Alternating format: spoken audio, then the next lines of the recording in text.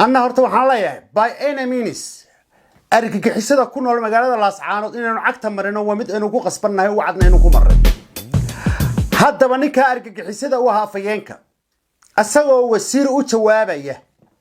ayuu deegaano Soomaaliland ka mid horeera sharaf leh ay degan yihiin oo waliba reerkan Samaroon la yiraahdo oo ku soo xadgudbay ama gadabuursay horta ninka argagixisada afayeenku waa afu reereed buu ku hadlay haddaba adigoo dhul bahanta reer sharaf leh citizen Somaliland deesar ah Somaliland dhistay lax jecel ka qaba inaad wax ka sheegto horta aday ayaan daran kugu tahay tusaalo reerka gadabuursi ayaga iskale Somaliland ayaga idibada u aasay Somaliland cid alla cid kaga lax jecel badanna Somaliland ma jirto horta taaliq inuu ku biyacay adigu hadduu ku hayo xanuun reer shii isxaaqa annaga nama hayo xanuun reer shii isxaaqa dal baa naga dhaxaya dad baa naga dhaxaya isku dad baynu nahay Somaliland deesar baynu nahay wiili abtigi baynu nahay jamhuuriyadda Somaliland waa naga dhaxaysaa laakiin adigu falaagad noqotay ee soo dhaweystay argagixiso mansabnimo marka la yiraahdo adigoo dhul bahanta daarood aynu ognahay in siyaad barwiriga basaasaad u ahayd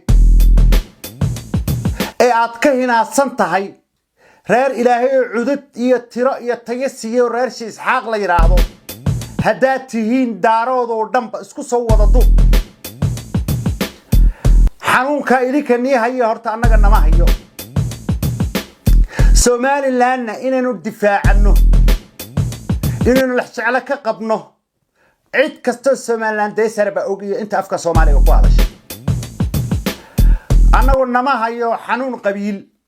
laakiin dhul bahante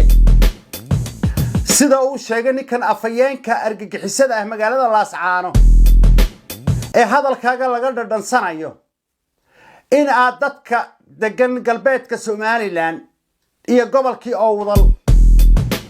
in aad soo jeedisad ugu tala gashay hadalka laakiin dadkana waa dad ka horeeya boqortooyadii Adal Empire bay ka soo jeedaan waa dad adigu ka xadaarad dheer intaadan Yamanta ka soo galin original kaaga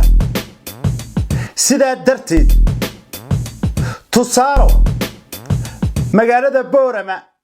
ahna gobolka Awdal caasimad u ah